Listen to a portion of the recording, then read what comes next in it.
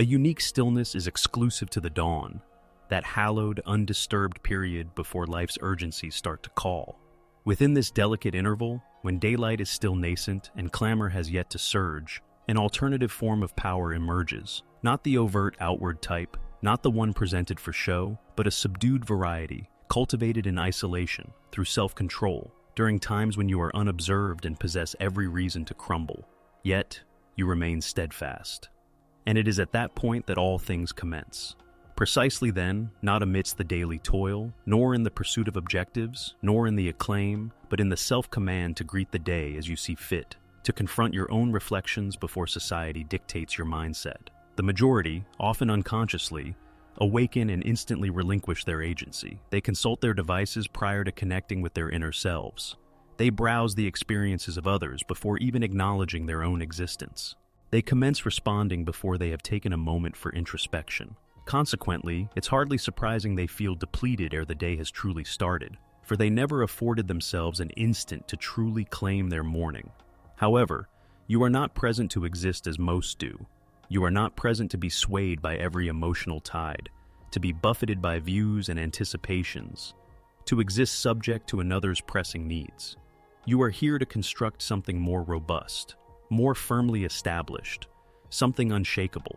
This is the reason the initial hour is significant, as your manner of commencing the day reveals much about the individual you are shaping yourself to be, not in the superficial, inspirational image way, but in your respiration, your reaction to opposition, your demeanor when confronted by all that seeks to destabilize you.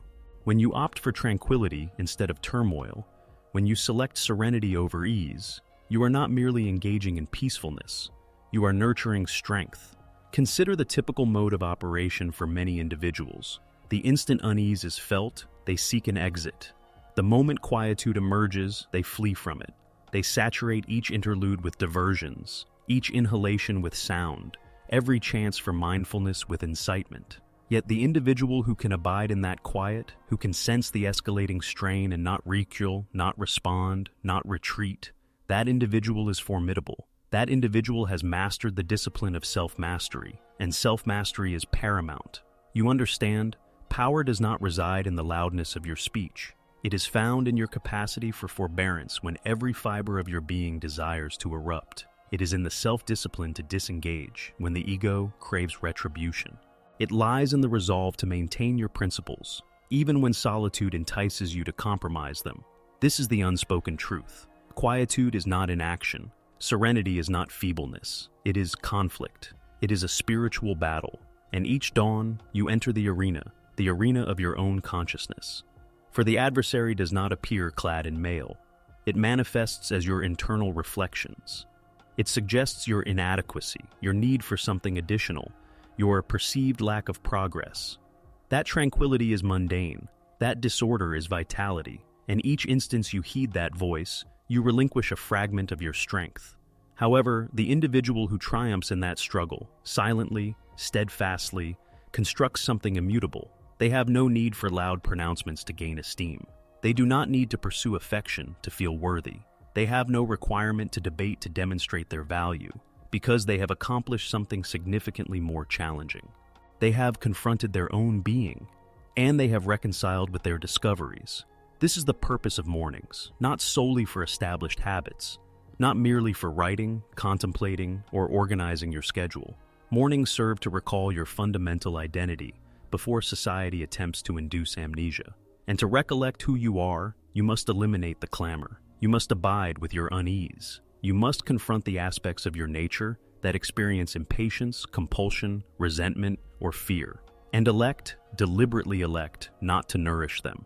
You desire retribution against an individual who caused you pain. Refrain from contacting them. Do not endeavor to demonstrate anything.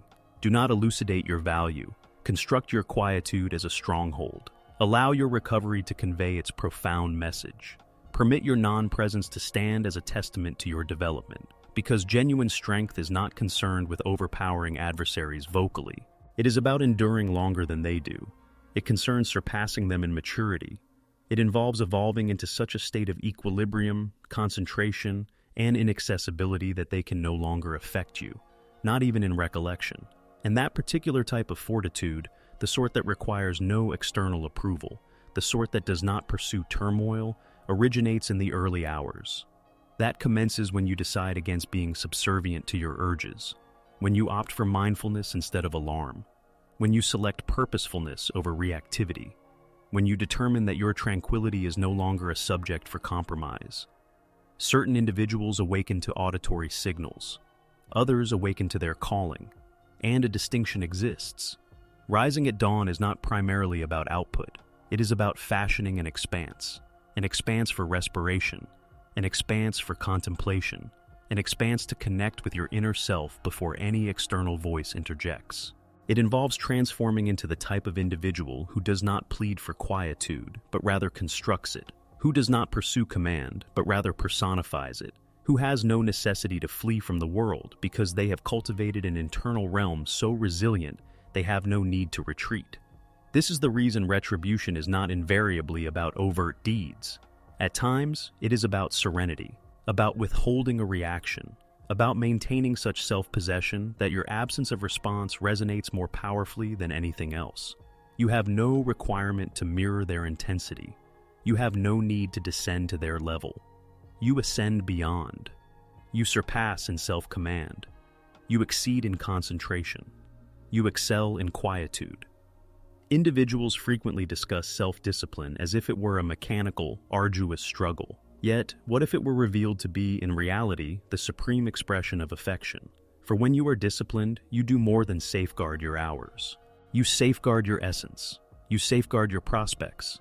You safeguard your vitality from being squandered on inconsequential matters.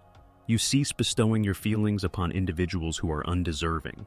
You cease dedicating your moments to conflicts already resolved. And when you commence your morning with that mindset, not as an automaton, but as a peaceful combatant, you navigate the remainder of your day with a changed perspective. You are not drawn into trivial disputes. You are not enticed by fleeting euphorias. You are not unsettled by every minor disruption, because you have already engaged in your conflict. You have already confronted your own consciousness, and you emerged victorious. And that is the silent triumph unseen by any, yet perceived by all. Therefore, allow them to ponder your remarkable composure. Let them speculate as to why nothing appears to unsettle you.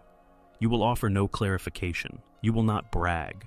You will simply continue to be present, centered, serene, quiet, because you now understand the dwelling place of your strength, not in demonstration, not in pursuit, not in exhibition, but in the self-command of your quietude, in the hallowed nature of your dawn, in the fortitude of the serenity you selected well before the world stirred. Commence each day in this manner, and there exists nothing, positively nothing, capable of dislodging you from your tranquility. Remain quiet, remain resilient, and never lose sight of your true self.